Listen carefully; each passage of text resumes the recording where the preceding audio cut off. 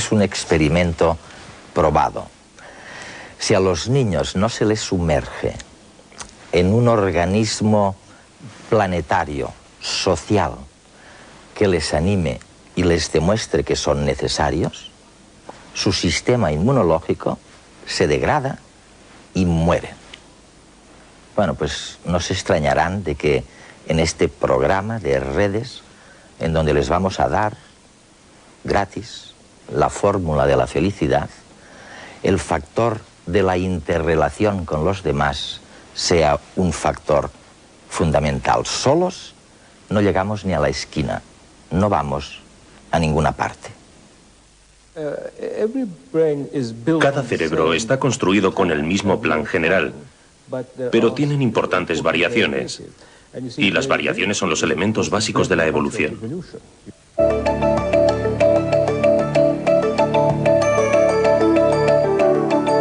Semir Zeki es catedrático de neurociencia cognitiva en la Universidad de Londres. Es un experto a nivel mundial en la percepción visual y cognitiva del arte y del amor.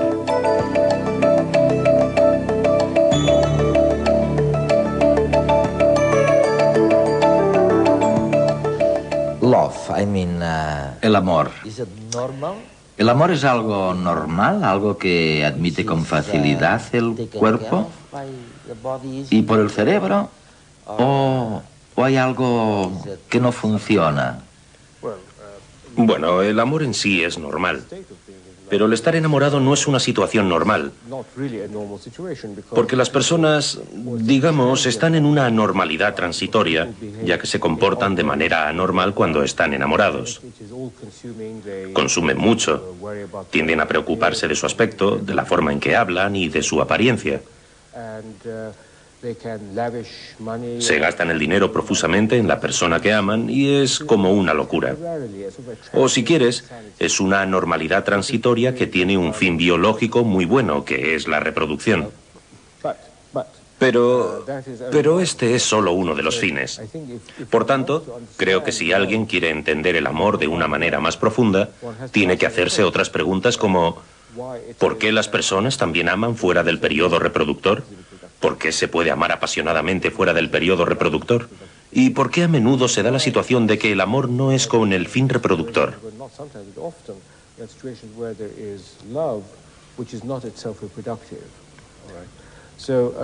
Es decir, el sentimiento del amor, la capacidad de amar, parece ser un mecanismo biológico cuyo motivo puede ser que vaya más allá de la reproducción biológica. Más allá de la reproducción. Eso es. Y vamos a ver, y causa muchos problemas, ¿no? Se puede ver a personas que se comportan casi como si regresaran a la infancia, en el sentido de que dependen del amante de la misma manera que dependían antes de su madre, ¿no? Sí. La causa más grande de sufrimiento en el mundo es el amor. Su búsqueda, la falta de satisfacción, su ansia y, en un sentido, el no saber qué es lo que se quiere del amor. Muchas de las grandes obras de arte que se estudian, Tristán e Isolda, Emma Bovary, en Madame Bovary, la Divina Comedia de Dante, todas ellas tratan de la incapacidad de encontrar en una persona el amor que ellos buscan.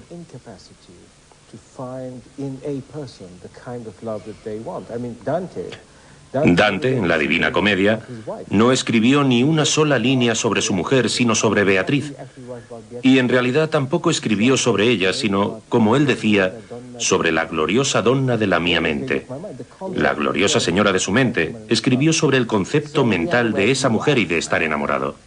De manera que estamos donde tú estás, en el cerebro. ¿Tiene probablemente alguna relación con el cerebro, con esa capacidad que tiene el cerebro de idealizar, de crear un concepto a partir de muchas cosas repetidas, de cosas ordinarias? ¿Hay algo extraño en esta capacidad?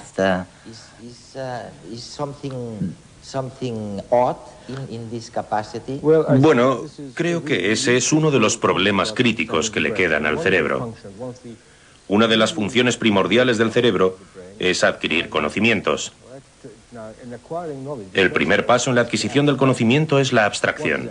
¿Qué es la abstracción? La abstracción es alejarse de lo particular y concentrarse en lo general. Al hacer eso se construye un concepto y entonces un ideal. De manera que se tiene un ideal de casa, de un coche o de una mujer, o del amor. Pero ese ideal que crea el cerebro está formado de muchas experiencias.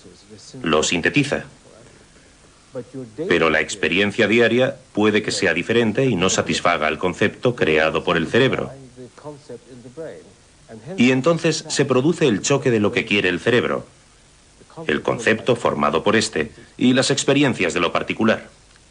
Y ahí viene el sufrimiento, ¿no? Entonces se sufre. En el caso de una casa, una pluma o un traje de chaqueta quizá no sea importante.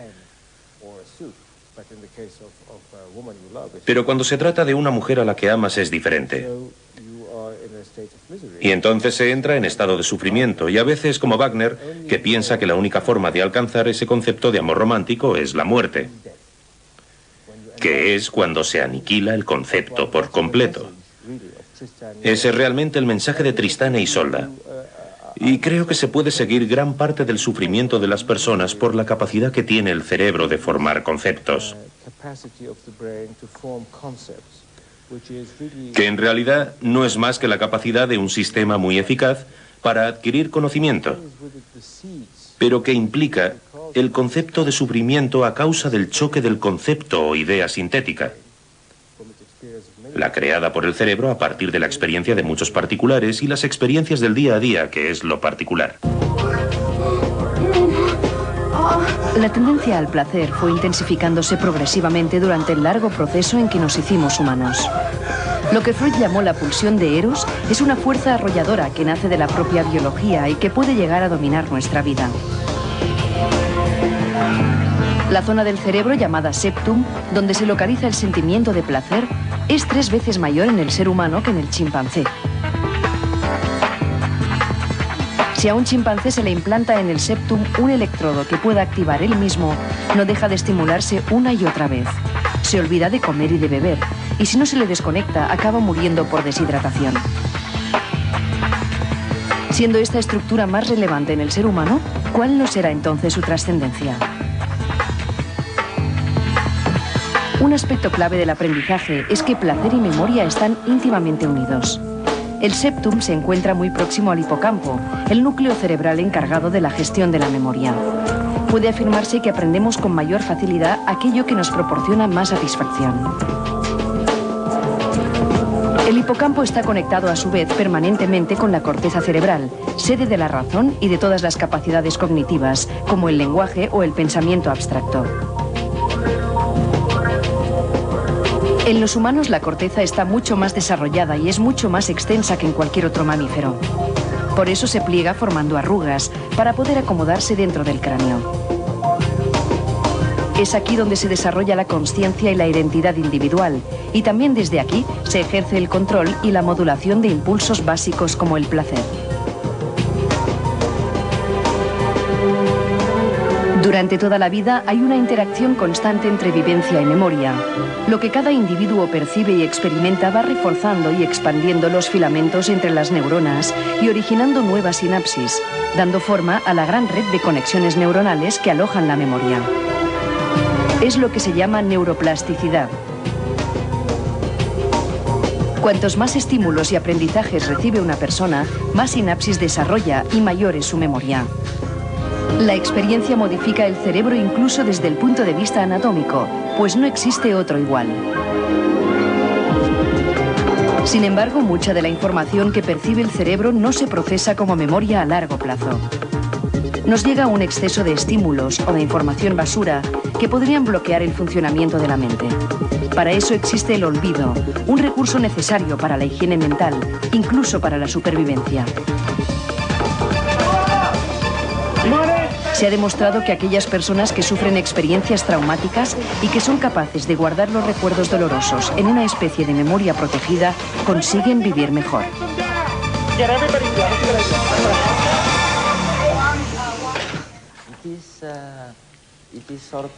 Es más bien extraño, ¿no? Que sea precisamente lo que nos diferencia de otros animales, esa capacidad simbólica. Bueno, hace algunos años se hablaba de diferencias distintas, pero ahora se dice que esa capacidad simbólica que tiene el cerebro humano es lo que realmente nos diferencia del resto de los animales. Y de todas formas es esa capacidad la que también aporta el sufrimiento de que has hablado. Sí, esa capacidad también se encuentra en los animales, pero nosotros la tenemos inmensamente más desarrollada. Y creo que es esa misma capacidad la que nos hace sentir este sufrimiento. También es una indicación de las limitaciones del cerebro, ya que si el cerebro pudiera recordar cada cosa con la que se encuentra en su vida, no haría falta formar conceptos ni generalizaciones, porque se acordaría de cada incidente. Pero no tiene esa capacidad. De manera que la capacidad de formar ideales y conceptos refleja las limitaciones que tiene el cerebro y que impone a su vez otras limitaciones. En lo que estás diciendo o sugiriendo, lo que nosotros llamamos ideales, conceptos, de alguna manera son simplificaciones, eso estás diciendo. Quiero decir que el cerebro no puede mantener un registro de todo y entonces meramente simplifica. Lo simplifica y crea un ideal o concepto. Pero lo importante es la simplificación y el darse cuenta de que el ideal reside aquí, en el cerebro, y que no es un ideal externo. De manera que como neurobiólogo me separo del sistema platónico.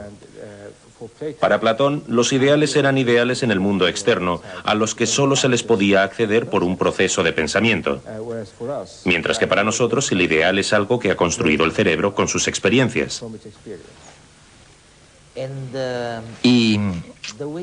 Y la manera en que funciona el cerebro, por una parte, y la forma en que la vida funciona en el exterior, ¿tú ves alguna posibilidad de reconciliar las dos cosas de una manera progresiva? ¿O crees que cada día se separarán más y más? El ideal. No veo ninguna forma de poder juntarlos. Y hay dos razones para ello. En primer lugar, por la naturaleza de la bestia. Lo que quiero decir es que la construcción de los conceptos y las experiencias que cada día tenemos son la antítesis. En otras palabras, que lo particular no satisface el concepto sintético, la idea. Y no veo ninguna manera de poder solucionar eso. Y el segundo problema es que los ideales construidos por los distintos cerebros son muy diferentes. De manera que hay un problema básico en la sociedad, ya que tus ideales de justicia y honor, de bondad y corrección, no son iguales a los míos. Y si luchamos por estos ideales, estaremos luchando por cosas completamente diferentes.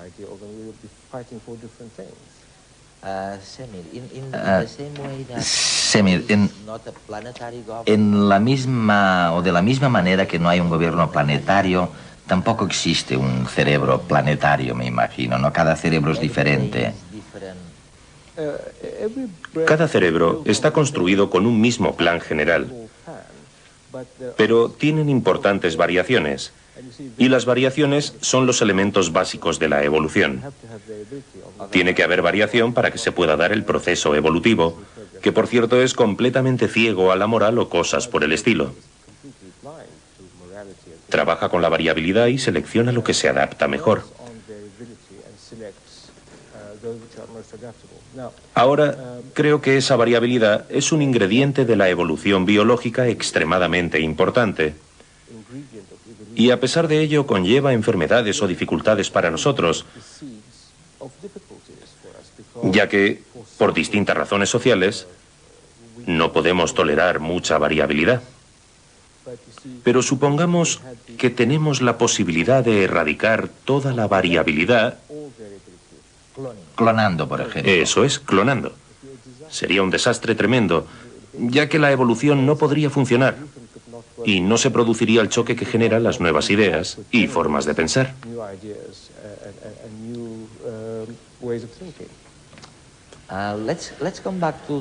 Regresemos al tema del amor.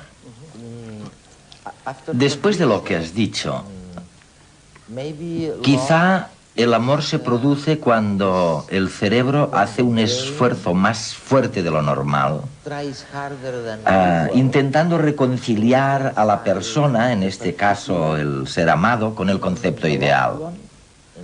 Normalmente el cerebro no funciona haciendo un esfuerzo tan grande de reconciliación entre dos cosas, excepto en el caso del amor, digo.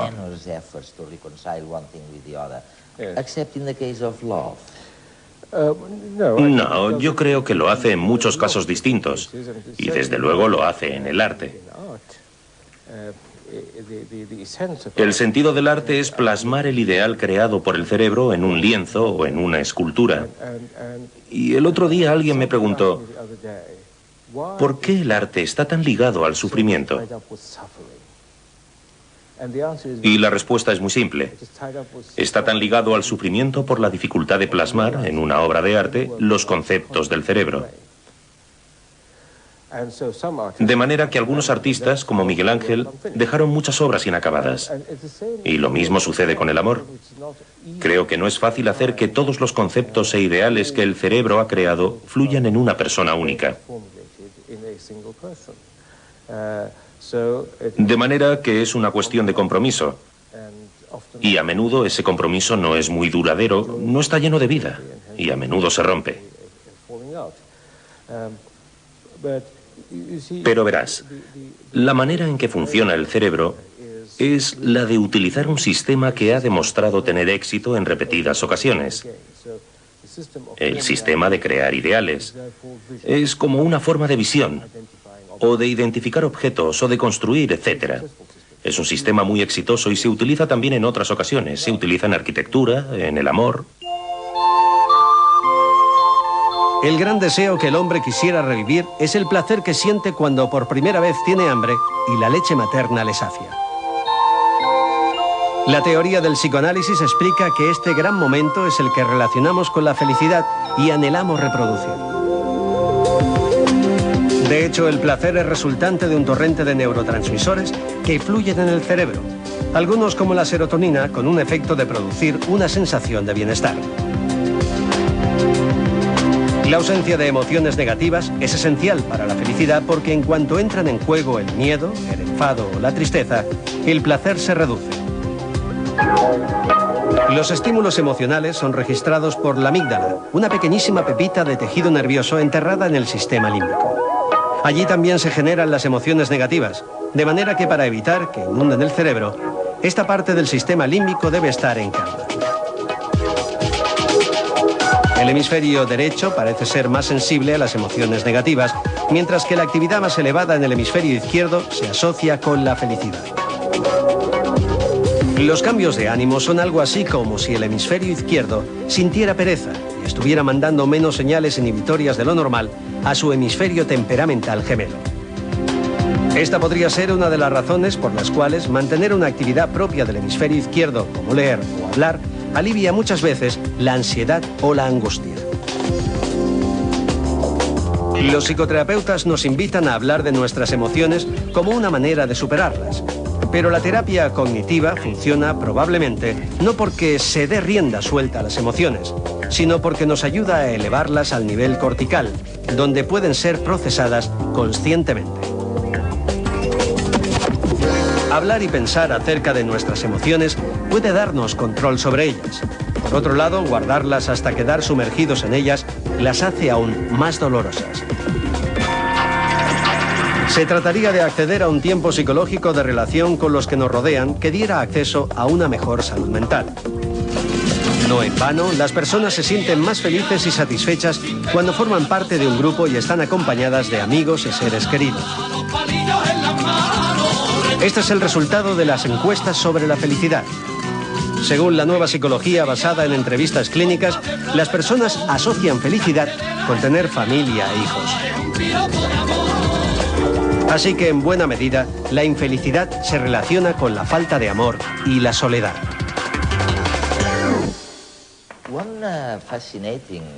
Un tema fascinante, ¿no?, que ahora ya se considera un tema científico, es el concepto de la conciencia. Y tú has dicho algunas veces cosas bastante chocantes a este respecto. Dices, olvidémonos de una conciencia unificada. Hay muchas neuronas luchando por temas particulares. Las percepciones, por ejemplo, los colores, las formas, y para cada una de estas cosas hay una conciencia particular.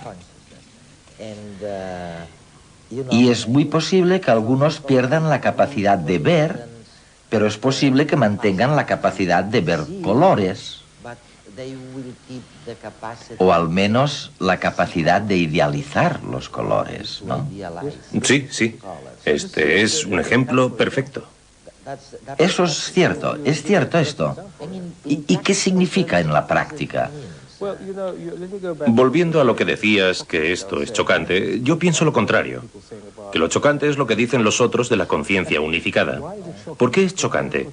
Porque no tienen ninguna evidencia.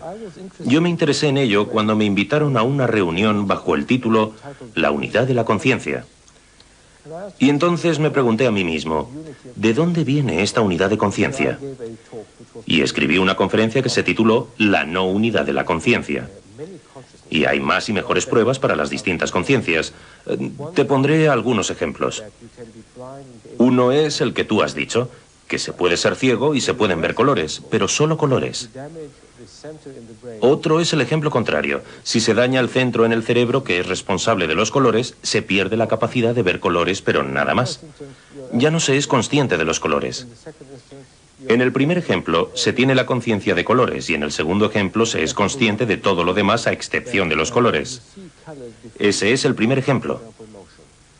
El segundo es que los colores se ven, por ejemplo, antes que el movimiento, unos 80 milisegundos. De manera que eres consciente de los colores antes de ser consciente del movimiento visual.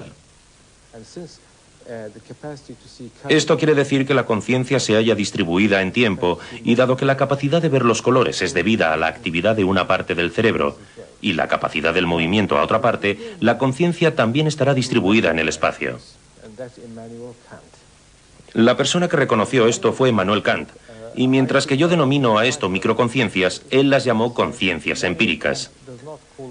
Y decía que las conciencias empíricas deberían tener una relación necesaria con las conciencias unificadas sintéticas mías, como persona receptora. Yo estoy de acuerdo en todo esto, menos en que yo no creo que sea necesario que haya una relación necesaria entre las microconciencias y la conciencia propia.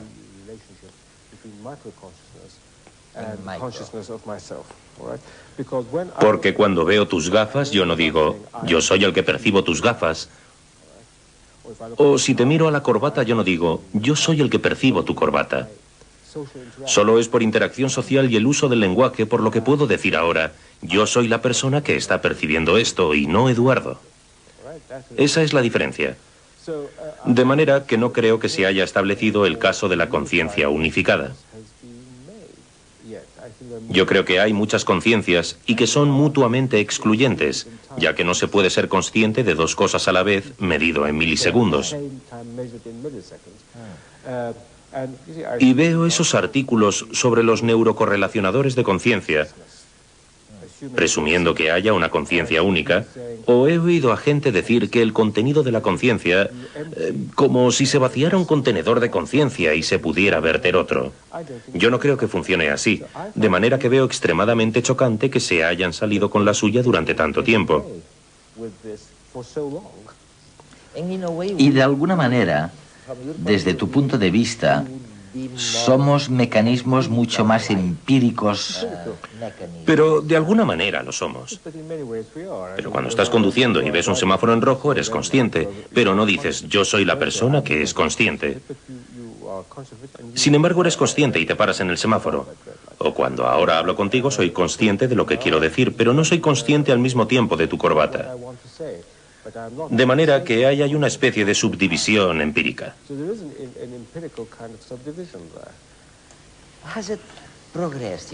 Oye, hemos progresado. Ya sé que la evolución necesita miles de años, pero ¿crees de verdad que en los últimos 60.000 años este cerebro ha aprendido alguna cosa? Sí, estoy seguro de que ha aprendido.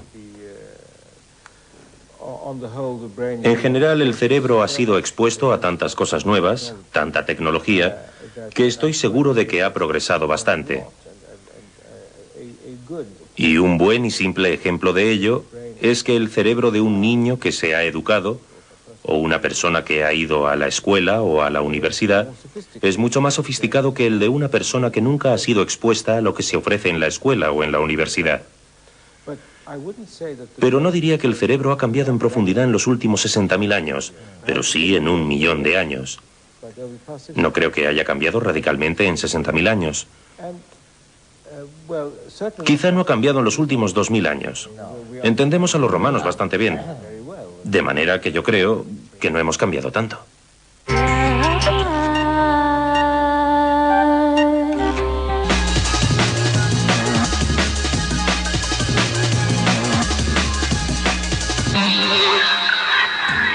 Un equipo de ingenieros norteamericanos ha creado en el laboratorio el primer pavimento silencioso.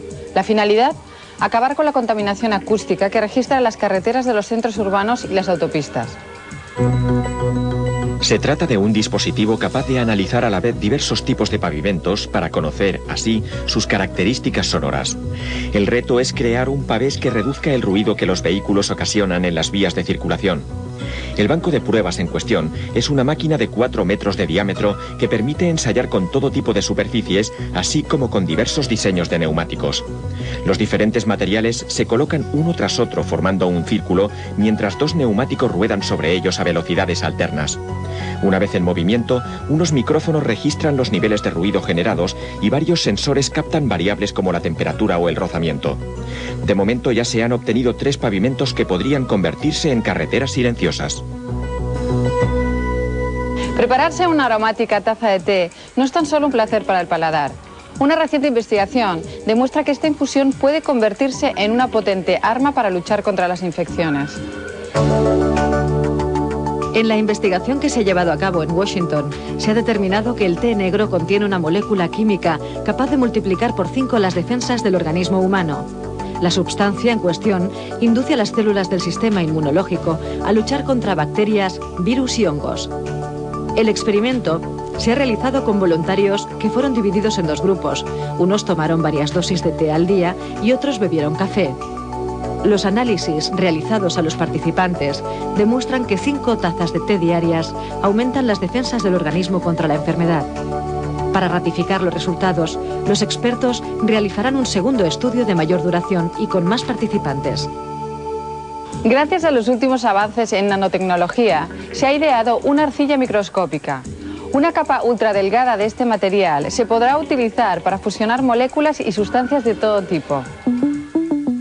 Se ha conseguido crear una finísima película de arcilla tan delgada que se necesitarían 70.000 capas para que tuviera el mismo grosor que el de un cabello humano.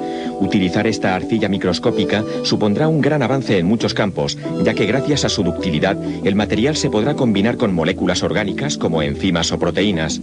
También se podrán crear estructuras más complejas, con lo que será posible diseñar sensores biológicos muy útiles para prevenir y tratar enfermedades. De momento ya existen diversos materiales arcillosos que se utilizan en vacunas y plásticos, pero en estos casos la arcilla es más gruesa, por lo que su utilidad es menor. La potencialidad de las células madre está fuera de todo debate. En un experimento con ratones se ha demostrado que estas células son capaces de convertirse en óvulos. En el caso que el descubrimiento probado en ratas pueda aplicarse en un futuro cercano a los humanos, resultaría de gran utilidad para los programas de fertilidad y fecundación. Se trata, pues, del primer trabajo que demuestra que las células madre son capaces de crear células germinales, por lo que el hallazgo abre un amplio abanico de posibilidades. Los óvulos obtenidos en el laboratorio se desarrollaron de forma espontánea hasta dar lugar a estructuras embrionarias que podrían ser utilizadas posteriormente. En una segunda fase, los investigadores intentarán averiguar si los óvulos creados a partir de células madre son fecundables, es decir, pueden ser el origen de un embrión. Los óvulos artificiales también podrían utilizarse para técnicas de clonación. Las ambulancias del futuro poco tendrán que ver con las actuales. Instrumental más pequeño y técnicas más sofisticadas permitirán que existan auténticos hospitales itinerantes sobre 4 ruedas. Los expertos apuestan por que la mejora de la atención sanitaria no se centre únicamente en la modernización de los centros hospitalarios, sino que se amplíe a otras instalaciones. Uno de los retos es crear potentes servicios de ambulancias que se conviertan en unidades de actuación inmediata, pero que también sirvan para realizar todo tipo de pruebas e intervenciones quirúrgicas. Los vehículos sanitarios estarán dotados con dispositivos que permitirán transmitir al hospital los resultados de las pruebas realizadas en una fracción de segundo.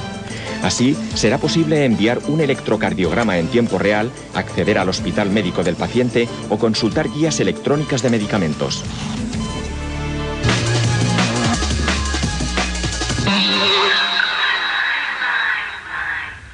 Cuando hablan con amigos del cerebro encontrarán dos posturas. Una mayoritaria que dice, bueno, tiene una actitud casi beata delante del cerebro, ¿no? Diciendo, es el artilugio más sofisticado de todo el universo. Y luego hay, un grupo minoritario todavía, incluidos neurocientíficos, que dicen, cuidado, oye, el cerebro tiene enormes limitaciones. No se puede acordar de todo lo que ha visto. Y, bueno, eso es lo que dice Semir Zeki, que habéis escuchado, ¿no? Porque no se puede acordar, porque es muy limitado. El pobre tiene que idealizar. Y luego, cuando compara este ideal que se fabrica con la realidad que ve, se lleva un chasco impresionante y dice el neurocientífico Zeki, dice, oye, y de ahí viene esta ansiedad, este mal humor, esta infelicidad generalizada. María Jesús, yo sé que este año tú estás celebrando el 25 aniversario de tu experiencia clínica como psicóloga, tratando este tema de la felicidad, ¿no? Y a veces cuesta, ¿no?, tratar este tema de una manera seria. O sea, no nos lo hemos tomado muy en serio esto. Nos tomamos muy en serio el sufrimiento, las enfermedades, pero, oye, ¿cómo ser feliz? La verdad es que le hemos dedicado, yo creo, muy poco tiempo. ¿Qué crees tú de lo de Zeki cuando dice que siempre anda hambriento el cerebro, insatisfecho, cuando compara su ideal con la realidad de un coche, una casa, una mujer, un árbol, un pet, un animal doméstico? Hombre, yo creo que ahí siempre depende de las personas.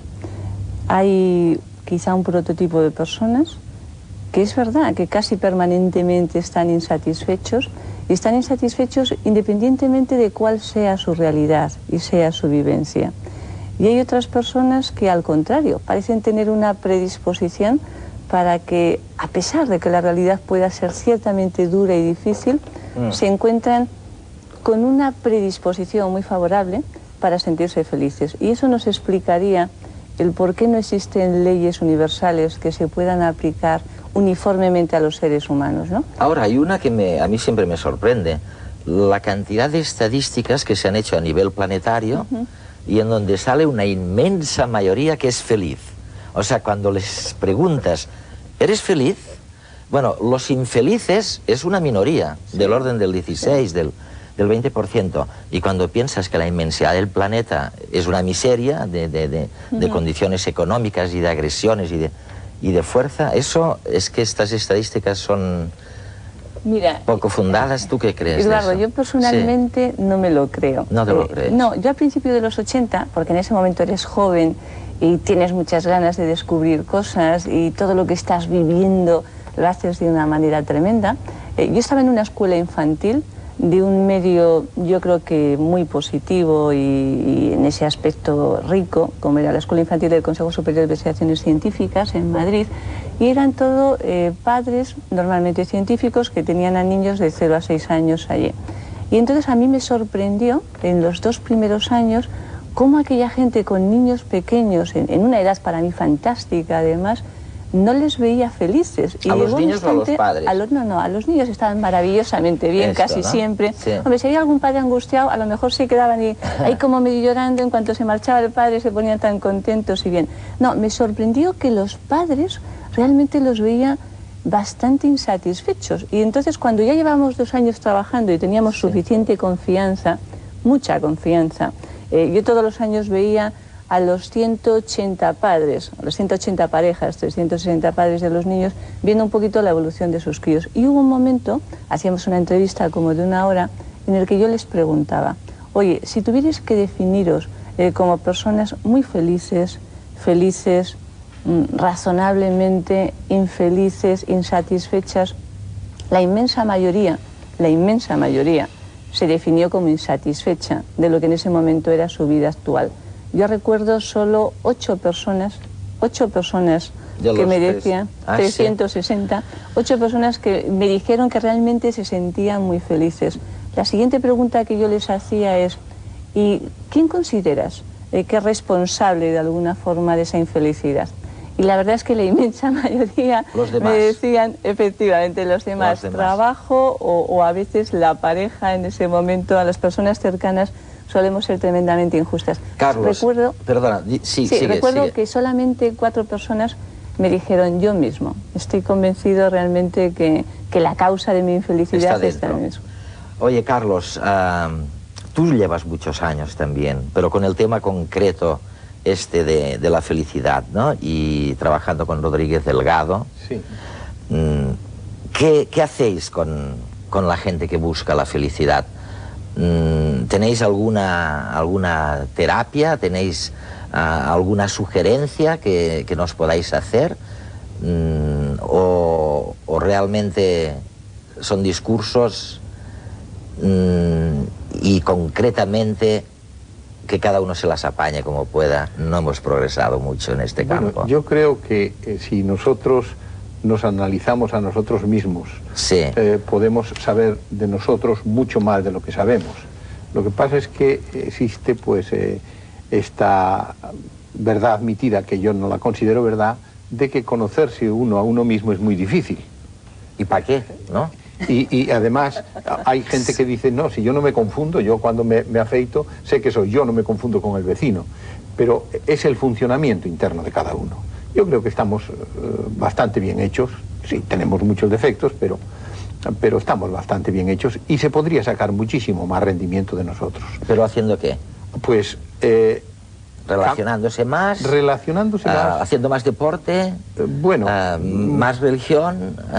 No, yo creo que esos factores pueden ser coadyuvantes o pueden estar perjudicando en algún caso, pero en definitiva es que uno debe de tener una estructura mental mucho más clara y más definida. Lo que uno tiene que tener es un análisis de las cosas en donde vea la parte buena que todas las cosas tienen, aunque también tienen la mala, y que las valore no como enemigos, sino como amigos. Entonces, si te gusta el fútbol, si te gusta el boxeo, si te gustan la natación, si te gusta el golf, si te gusta el esquí, es muy posible que pueda haber una actividad que hagas de las que te gusta. Pero si solamente te gusta una cosa y todo lo demás lo rechazas, es muy difícil que tú puedas ser feliz, porque solamente podrás ser feliz haciendo esa cosa. ¿Sabes que he visto por ahí una estadística bastante bien hecha, por lo demás, de la que se desprende que ni el deporte ni la religión ayudan mucho a ser feliz?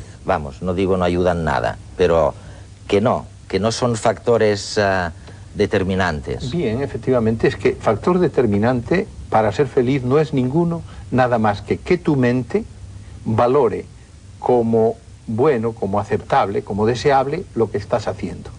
Si tú lo que vives, aquello de lo que eres consciente en el momento, porque lo recuerdas, porque lo imaginas o porque lo estás viviendo, si tú lo consideras que eso es bueno, entonces tú te sientes feliz. Si lo consideras que es malo, no te sientes feliz. ¿Has visto los informativos, María Jesús? Sí. ¿No? Allí mencionaban lo de la meditación. Efectivamente. ¿Es mejor que el deporte y la religión? ¿Qué experiencia tienes tú con el tema clínica? Yo te diría, lo fundamental que yo considero para alcanzar la felicidad es sentirse bien con uno mismo. Es el primer punto crucial, al que quizá nunca nadie nos enseña.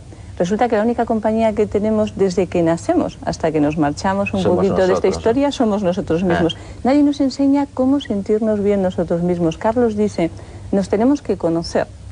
Tenemos que conocer sobre todo cómo funcionamos y cómo lo importante a veces no es lo que pasa, realmente lo que pasa, sino lo que tú estás pensando. El pensamiento es previo a la emoción.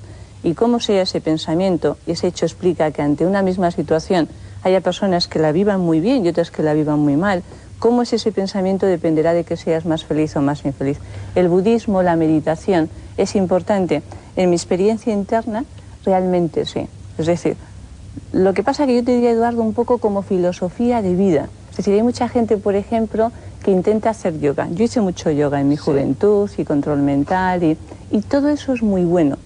Pero es crucial que tú, en los momentos de tu vida cotidiana, porque hay cosas que si no difícilmente se trasladan al mundo occidental, ¿no? Tú en tu vida cotidiana realmente te encuentres bien con lo que estás haciendo y tengas recursos para superar las dificultades que tienes. Y esto es una cuestión de pensamiento. Lo dices en tu libro constantemente eso. El pensamiento está antes que la emoción y es... Oye, os voy a pasar una peliculita dándoos nuestra versión de cuál es la clave de la felicidad. Nos corregís. Decir que el dinero no da la felicidad parece un tópico, pero en realidad es cierto. Estudios psicológicos con ganadores de lotería así lo indican, puesto que al año de haber recibido enormes sumas de dinero, su nivel de felicidad resulta comparable al que tenían antes. Si bien durante muchos años parecía que los bienes de consumo eran imprescindibles para ser feliz, los españoles hoy en día parecen volcarse más en otro tipo de necesidades. La sociedad actual busca la felicidad en las relaciones cotidianas y el redescubrimiento de las vivencias más sencillas y naturales. Según estudios recientes, las personas que se declaran felices tienen en común relaciones intensas y satisfactorias con amigos, familia y parejas, y pasan poco tiempo solos. En cambio, parece que la felicidad no está relacionada con la práctica del ejercicio físico, con cómo dormimos o con las creencias religiosas. Pero todavía no se puede discernir si tener una actitud positiva genera un círculo afectivo satisfactorio o si es el propio círculo el causante de la felicidad. Lo que sí parece es que una vida social rica no es en sí misma suficiente para garantizar esta sensación, ya que algunos de los que se declaran infelices gozan también de un alto grado de relaciones sociales. Por tanto, algo más puede estar implicado en la cuestión. Los expertos consideran que un 40% de nuestra predisposición, optimismo y extroversión proceden de los genes que hemos heredado de los padres. Los estudios sugieren que la habilidad de ciertas personas para ser felices está vinculada a una función aumentada del lado izquierdo cerebral. La evidencia demuestra que estas personas tienen mejores defensas contra las infecciones y niveles de estrés más bajos.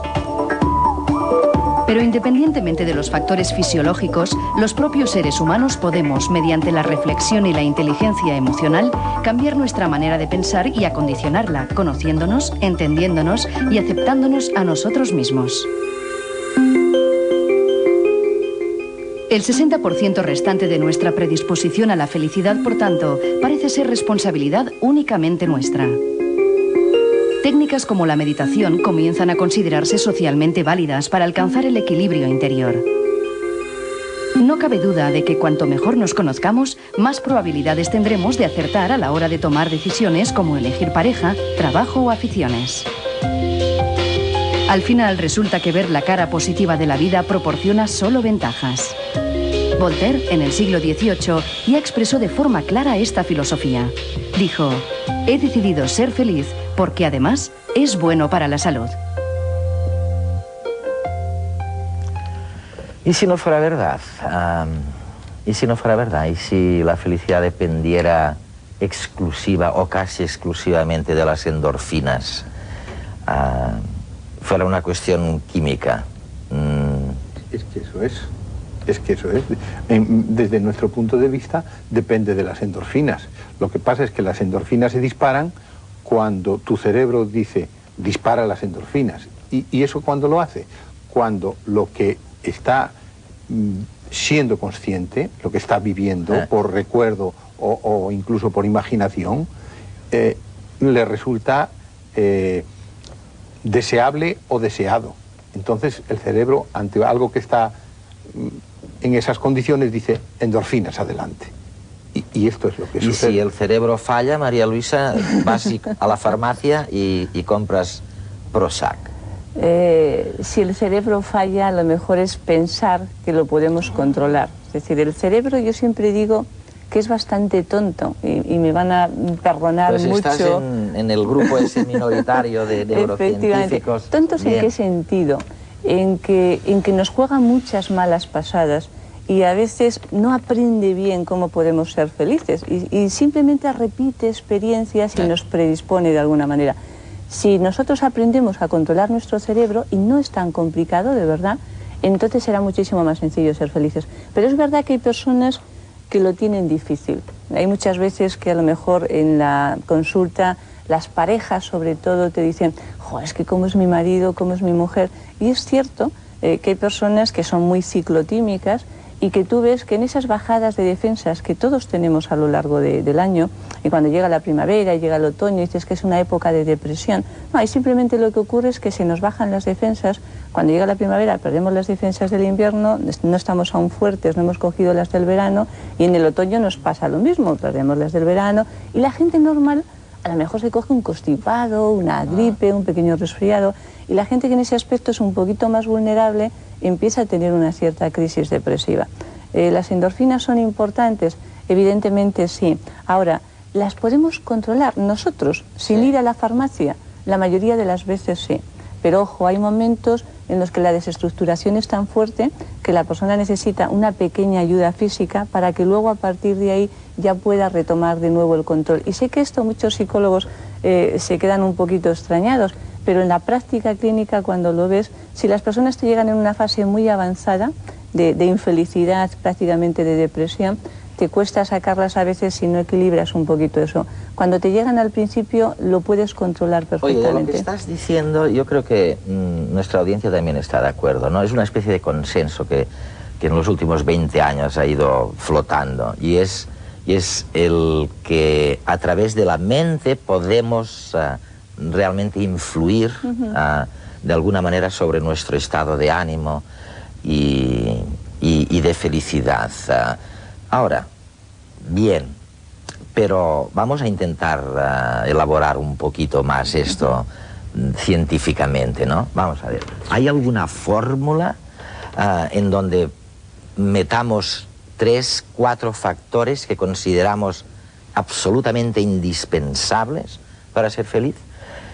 Yo os voy a sugerir primero una fórmula que elaboramos con un catedrático de física, se llama Javier Tejada, gran amigo, ha estado en este programa, y en la fórmula con Javier, lo que yo me gustaría que nuestra audiencia la pudiera ver en la pantalla, pero es una fórmula en la que la felicidad, F, digamos, es igual a conocimiento. Asumimos que, oye, como decís vosotros, conocerse a sí mismo seguramente es importante. O sea que felicidad es igual a conocimiento, más conocimiento acumulado, eso es una redundancia, o sea, lo podemos llamar conocimiento acumulado a la tecnología, más un concepto muy de Tejada, muy de los físicos, que es el de la aceleración, y que los economistas traducimos por innovación, ¿no? Hay un momento dado en que despega el avión o aterriza, hay un momento en que realmente se produce esta innovación. Bueno, y todo eso dividido por uno sobre, ¿no? Interactividad, el tema de la interrelación social.